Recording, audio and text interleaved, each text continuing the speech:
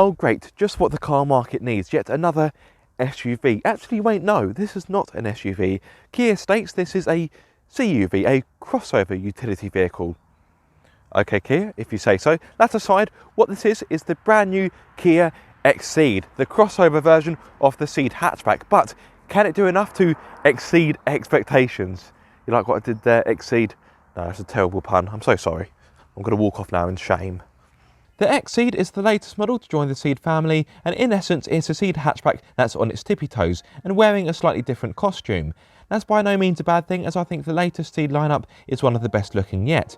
Even though this is the base model, the 2, it comes standard with LED headlights both front and rear, 16-inch alloy wheels and roof rails, the staple of any CUV. I think the Xceed looks fresh, lively, dynamic and full of vitality. Okay, now I sound like a marketing rep, but my point is, I think the exterior looks pretty funky, although this lunar silver is a bit boring if you ask me. I'd much prefer the infrared or the quantum yellow. Mind you, if you think the colour is a bit boring, just wait until you cast your eyes on the interior. Like the Kia Xceed I tested some time ago, the inside is a bit dull. Sitting in here is about as invigorating as filling out a bunch of forms. Don't get me wrong, it feels like it's put together well enough, but it doesn't quite match the positive exterior. However, if you go for the first edition, you're going to get an interior with more zest, thanks to yellow stitching and yellow detailing. So, the styling is a bit of a mixed bag, but how does the Xceed drive? The Xceed is of course based on the Ceed hatchback, therefore it has a pretty good platform on which to start on. I was impressed when I drove the new Ceed hatchback. If you haven't watched that video, the link for it is in the top right hand corner of your screen now.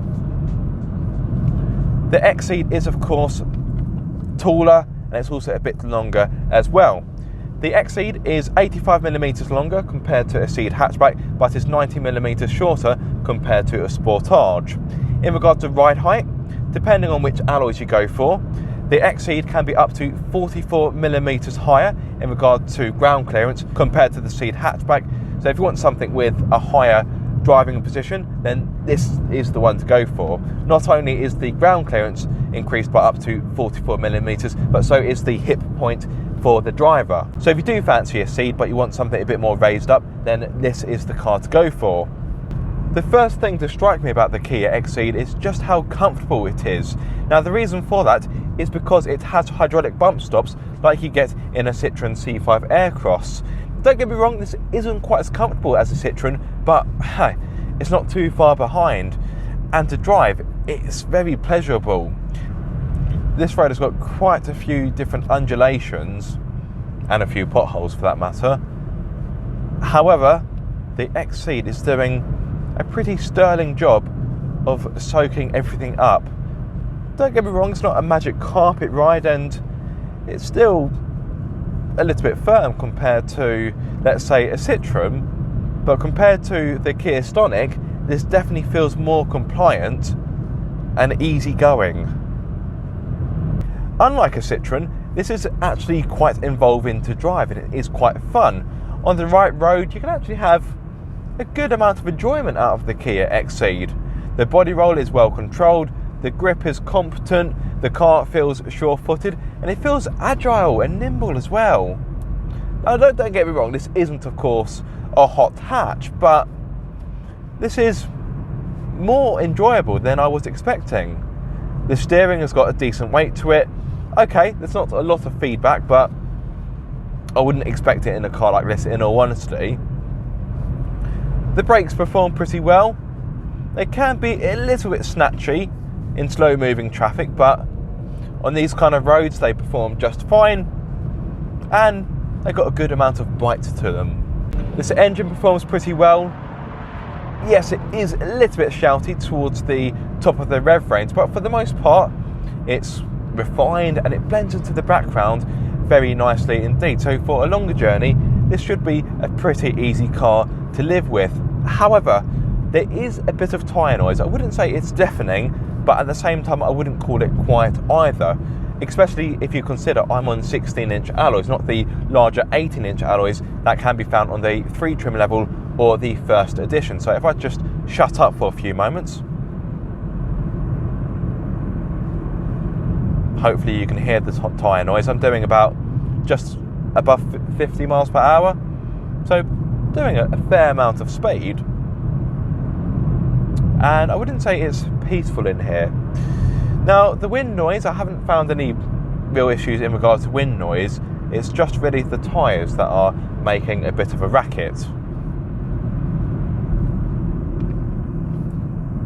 Going back to the engine, I have the 1 litre 3-cylinder turbocharged petrol, which offers 120 horsepower along with 172 newton meters of torque. If you prefer that in pound-feet, that is 127. In regard to performance, this car will hit 60 miles per hour in 10.9 seconds and continue to a top speed of 115 miles per hour. Now, if you want a bit more pep in your Xceed, then you can take a look at the 1.4 litre turbo, as that offers 140 horsepower. If you want something a bit more economical, then there is the choice of a 1.6 litre diesel. If you want something that is a bit more kinder to the environment, then rest assured there is a plug-in hybrid option coming soon. Going back to fuel economy, this engine on a combined run offers 52.3 mpg, and it emits CO2 emissions of 124 grams per kilometre, meaning for the first year of VED, you will be required to pay £170. From an ergonomics point of view, the cabin is nicely laid out. It's not too many buttons, and the buttons you do have are easy to read and easy to get access to. One thing that may annoy some buyers is the touchscreen. Now, on other Kias, you have the touchscreen and you have buttons either side. Those buttons are physical buttons, whereas on the Kia Xceed, they are touch sensitive. I personally don't mind it. They work well enough on the move, although to get to the radio button, that is a bit of a reach for me, even with my rather long arms. But, you know, the touch sensitive buttons work just fine. I probably would prefer to have proper physical buttons, but things move on. Let's speak about the gear change. The gear change is a little bit disappointing, if you ask me. It's not tree, and the change feels a bit rubbery, if that makes sense. Now, if you prefer an automatic, you can have one. There is the choice of a 7-speed automatic, but only if you go for the 1.4 litre engine, which isn't available for this trim level. You'd have to get the 3 trim level or the first edition. So if you go for the base model, I'm afraid you're stuck with the 6-speed manual. Don't get me wrong, it's not disastrously bad, but it's not overly brilliant either. Yes, it is, well, for me at least, disappointing. However, maybe I'm just picky. Speaking of trim levels, how much are they and what is included? There are 3 trim levels available, 2, 3 and first edition, which have respective starting prices of £20,795, £23,295 and £28,095. 2 offers features such as LED lights all around, 16-inch alloys, 8-inch touchscreen, Bluetooth, DAB radio, smartphone connectivity, reversing camera, air conditioning, autonomous emergency braking and lane keep assist, to name a few. 3 adds to this with 18-inch alloys, privacy glass, 10.25-inch touchscreen, navigation, part faux leather seats, heated front seats, dual design climate control, keyless entry and start, electric parking brake and folding door mirrors. Then you have the first edition, which offers premium paint as standard, as well as a 12.3-inch digital display, power tailgate, park assist, panoramic sunroof, JBL sound system, wireless phone charger and black wing mirror caps. The Xceed is longer and taller compared to a Ceed hatchback, therefore you get a bigger boot. It offers 426 litres, whereas the hatchback offers 395 litres. I know it's only about 30 litres, but bigger is bigger. However, if you want even more space, you can of course take a look at the Ceed Sportswagon, because that offers 625 litres. Anyway, going back to the Xceed, as mentioned, you get 426 litres, but if you want more space in this car, you can of course fold down the 60/40 rear seats to give you 1,378 litres. The boot floor is adjustable to give you better practicality, and speaking of practicality, you get to hook either side so you can hang up a bag of shopping or perhaps an item of clothing. You've also got a 12-volt socket, and as standard, you get a spare wheel. step into the rear and you'll find that if you are a taller person, you may find it to be a little bit tight back here. As always, the driver's seat has been set for me. I'm 6'2", so I am of course a taller chap. Let me step in like so. Take the weight off my feet and close the door. Knee room is a little bit tight. Hopefully you can see the lighting isn't that fantastic in here, but knee room, I've got a bit left over, but not much. To be fair, I do have a decent amount of leg room and the headroom isn't too bad either. But if I were to be sat in the back with two other adults, I think it would be a bit tight. I would feel like a bit of a sardine. Now, if you had two adults back here, I think that would be just fine, or perhaps 3 children, or perhaps 2 adults, 1 child, but I think 3 adults would be, yeah, quite snug, not unless they're supermodels. Anyway, I digress. In regard to practicality, that is pretty good back here. You've got a door bin which can easily swallow up a bottle. This is 600 millilitres, in case you're wondering. You've also got 2 cup holders in the middle within the centre armrest, and a pouch in the back of the front seats. Sadly, there's no charging ports back here, so if you want to charge your smartphone or your tablet on the go, I'm afraid you can't. You'd have to carry a portable charger with you. So yeah, that is a little bit disappointing if I'm going to be honest, but hey, that's life. Anyway, let's move on to the front. Getting comfortable in the front should be easy because you have seats which are not only well padded but supportive as well.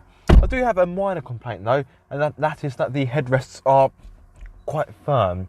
Also, whilst I'm speaking about 1 or 2 complaints, it would be nice to have a centre armrest that is adjustable, and also I have found that the elbow room in here could be improved. When I've had my wife in the passenger seat, every time I go to change gear, I bump elbows with her, which is a little bit annoying for both her and myself. Anyway, let's move things on. Getting a comfortable driving position is easy because the steering wheel has got a good level of adjustment, as does the driver's seat. In regards to practicality, that is pretty good in here. The door bins are able to swallow up a large bottle of water. This is 1.5 litres, and there's even a bit of space left over for 1 or 2 snacks. In the middle, you've got 2 cup holders, a cubby hole area here where you can pop your smartphone or any other smaller items, and down here you've also got not 1 but 2 12-volt sockets and also a USB port. Underneath the armrest, you have a bit of storage as well, which is quite decent. A sunglasses holder up here.